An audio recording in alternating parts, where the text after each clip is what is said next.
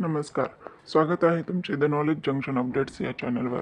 तर आजच्या व्हिडिओमध्ये आपण पाहणार आहोत विविध राज्यातील महिलांसाठीच्या महत्त्वाच्या योजना आणि त्या योजनांबद्दल माहिती.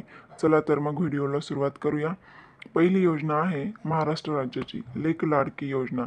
या योजनेमध्ये मुलीचा जन्म झाल्यावर मुलीला 5,000 रुपये देण्यात येतील व मुलगी इयत्ता पहिलीत गेल्यावर तिला 6,000 रुपये अशी रक्कम दिली जाईल.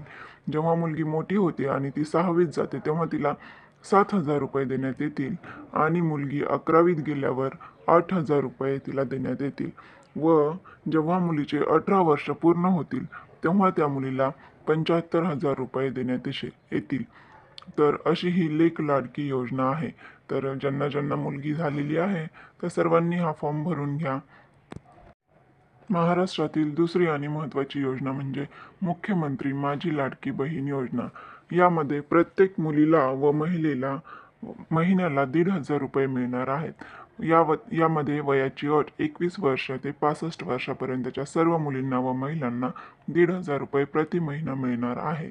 कर्नाटक, तमिळनाडू, तेलंगणा, दिल्ली या राज्यांनी महिलांना मोफत बस प्रवासाची सुविधा दिली आहे.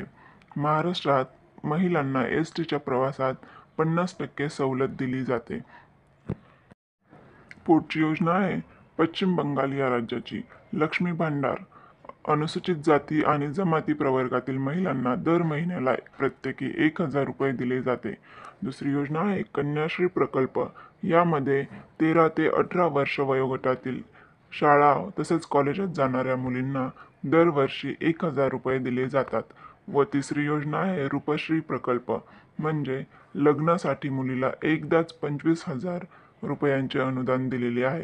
ही योजना पश्चिम बंगालमध्ये लागू होते.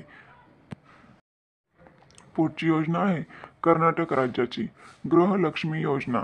या योजनेमध्ये कुटुंबातील महिला प्रमुखांना दर महिन्याला 2,000 रुपयांचा निधी दिला जातो.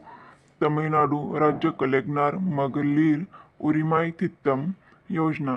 या योजनेद्वारे कुटुंबातील प्रमुख महिलेला दर महिन्याला 1,000 रुपये दिले जाते. पुढची योजना आहे आंध्र प्रदेश या राज्यातील. आंध्र प्रदेशमध्ये अम्मा ओडी योजना. शाळेत जाणाऱ्या मुलांच्या मातांना दरवर्षी 15,000 रुपये तर 45 ते 60 वर्ष वयोगटातील महिलांना दरवर्षी 18,500 रुपये दिले जाते. ही योजना आंध्र प्रदेश राज्यासाठी मर्यादित आहे.